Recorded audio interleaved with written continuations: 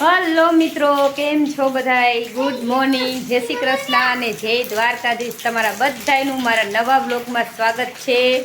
અને જો મિત્રો તમે હજી સુધી અમારી ચેનલને સબસ્ક્રાઈબ નથી કરી તો અમારી ચેનલને લાઈક કરજો, શેર કરજો અને સબસ્ક્રાઈબ કરવાનું ભૂલતા નહીં. છે ને જોવાય છે કેટલા સાતમ આઠમ ને નોમ 3 દિવસ તો અમારે વરસાદમાં વહી ગઈ. સાતમ જેવું તો કાંઈ અમારે બહુ એવું લાગ્યું નહીં. ઘરમાં એ નવા લુગડા પહેર્યા અને ફેર્યા રાખ્યા ને બેઠા રાખ્યા, ખાલી નવરાશ. અને અત્યારે જો હજી અમારે છે એ વરસાદ કેવો છે, આવે જ છે, હજી એ બંધ થયો નથી.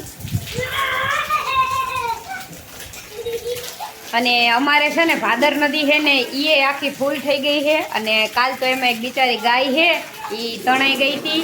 અને આટલું બધું નીચાણવાળા વિસ્તાર છે એ બધાને તો એલર્ટ કરી દીધા છે કે જેથી છે ને બધા ત્યાંથી હટી જાય. તો આવી સ્થિતિ છે. હવે આ ઘડીક વાર રહી જાય તો હવે સારી વાત છે, પણ હજી જો કે 72 કલાક ખતરો છે આવો ને આવો વરસાદનો ને વાવાઝોડાનો. તો ખંભો તો પડશે ને, ત્યાં તો આપણું નહીં રહે ને ખમૈયા કરી જાય થોડોક તો વધારે સારું આપણા માટે. જો બહુ જ પવન અને વરસાદ ચાલુ છે. અને અમારી લીંબોળી છે ને આ બાજુ નમી ગઈ છે આખી. જો આખી હે એ આ બાજુ નમી ગઈ છે, ભાંગે નહીં ને તો સારું. જો અમારે છે ને બાયણેટા વરસાદ એમ ચાલુ જ છે, પણ આપણે અડધી રસોઈ થઈ ગઈ છે. તો મેં ગાંઠિયાનું છે ને શાક બનાવ્યું છે, છાઈસારું ગાંઠિયાનું શાક. અને રોટલા છે એ આપણા બની ગયા છે. અને હવે આપણે છે ને અત્યારે બપોરે છે એ ફરાળી કટલેસ બનાવવાની છે. તો બટેટા જો મેં બાફી અને લઈ લીધા છે. અને આપણે કટલેસનું બધી જરૂરિયાતની સામગ્રી લઈ લીધી છે. તો આપણે આજ છે ને બપોરે ફરાળમાં બનાવવાની છે ફરાળી કટલેસ. જો આ તપકીરનો લોટ મેં લીધો છે, એ આપણા બટેટા બાફી અને મેં લઈ લીધા છે, એની અંદર નાખવાનો છે.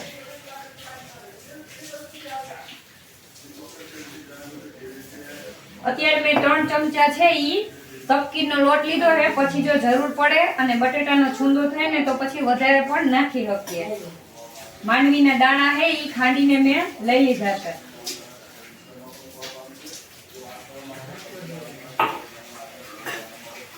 થોડુંક આદુ છે એ સુધારીને લઈ લીધું છે. મરચા લીધા છે તીખાસ માટે, થોડાક 2 તીખા મરચા ને 1 મોડું મરચું છે એ લીધેલું છે.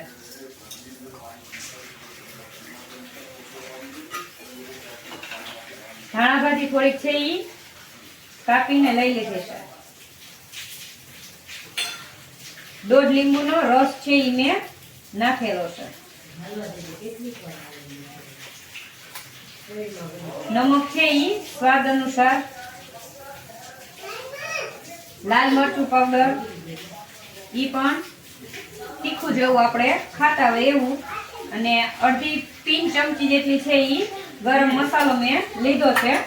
અને આમાં તમે ખાંડ પણ નાખી શકો. અમે ખાંડ નાખતા નથી કારણ કે તીખું ને તમતમતું ચટપટું અમને ખાવા જોઈએ, એટલે અમે એમાં ખાંડનો યુઝ નથી કરેલો. હવે આ બધી વસ્તુ છે એ હાથેથી સરસ મિક્સ કરી લેવાની છે.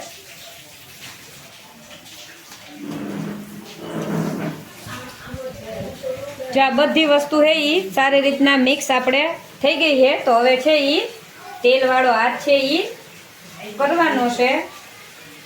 આમાંથી આ રીતના સરસથી ગોળ કરી અને ગોળ રાઉન્ડમાં શેપ છે એ કરવાનો છે. થોડાક હાથેથી આમ દબાવવાનું છે. તો આ રીતના છે એ બધી આપણે કટલેસ છે એને બનાવવાની છે. અને તેલ આપણે છે એ અહીંયા ગરમ કરવા મૂકી દીધું છે. જ્યાં સુધીમાં આપણું તેલ ગરમ થાય ત્યાં સુધીમાં આપણે કટલેસ છે એ બધી બનાવી લઈએ. હજી થોડી કટલેસ બનાવવાની બાકી છે. અને તેલ આપણું ગરમ થઈ ગયું છે. તો જો આપણે આ રીતના બહુ જાડી ની બહુ પાતળી ની એ રીતના ગોળ રાઉન્ડ શેપમાં છે એ કટલેસ બનાવી છે. તો તેલમાં આપણે હવે એને તળવાની છે. તેલમાં મૂકીએ ને ત્યારે એક ખાસ ધ્યાન રાખવાનું છે, જો કટલેસ તેલમાં નાખતા છૂટી પડે ને તો તપકીરનો લોટ વધારે ઉમેરવાનો. આપણે છે એ માપમાં બરોબર છે, એટલે આપણે જો કટલેસ છે એ છૂટી પડતી નથી તેલમાં.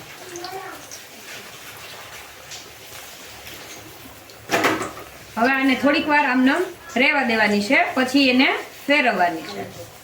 ત્યાં સુધીમાં આપણે બાકીની કટલેસ છે એ બનાવતા જઈએ. જો કટલેસ છે એ આપણે તેલમાં એક બાજુથી એની રીતે જ ઉપર આવી ગઈ છે, તો આને ફેરવી નાખવાની છે અને ધીમા તાપે છે એ આપણે મીડિયમ એને ચોળવવાની છે, એટલે એ તેલમાં સારી રીતના ચડી જાય ને તો અંદરથી કાચી ના રહે. જો આપણી ફરાળી કટલેસ છે એનો ઘણવો થઈ ગયો છે, તો આને ઉતારી લેવાની છે. મેં હે ને એકદમ સરસ કડક મજાની કરી છે. તમે બ્રાઉન કલરની થાય ને ત્યારે પણ ઉતારી લ્યો તો હાલે.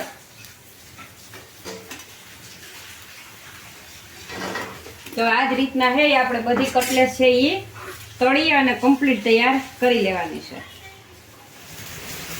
અને અહીંયા જો હજી આપણે હે વરસાદ ને પવન એમનેમ ચાલુ છે, તો આ ભારે વરસાદ અને પવનમાં ગરમા ગરમ બીજી બાજુ છે એ આપણી ફરાળી કટલેસ છે એ બનવાનું ચાલુ છે.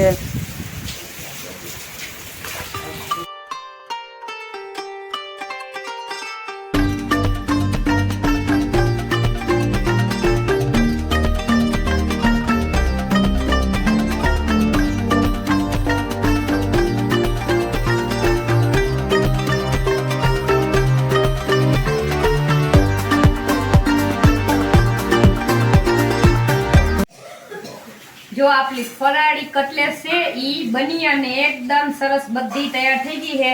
જોઈ લો કેવી સરસ છે ઈ કટલેસ બની છે અને અંદરથી પણ એકદમ સરસ સોફ્ટ અને સરસની બની છે. તો આપણે એને હે ખજૂરની ચટણી છે એ આપણે બનાવી છે, એની હારે આપણે ખાઈ શકીએ. તો અમારી આ એકદમ મસ્ત મજાની ફરાળી કટલેસ બની અને તૈયાર થઈ ગઈ છે. તો આવી જાવ બધા. ફરાળી કટલેસ છે તમે 11 શ્રાવણ માસમાં અને કોઈ પણ વ્રત તહેવાર હોય એ રેત લ્યો, એની અંદર તમે આ ઘરે છે એ સહેલાઈથી અને એકદમ સરળ રીતે છે એ ઘરે બનાવી શકો.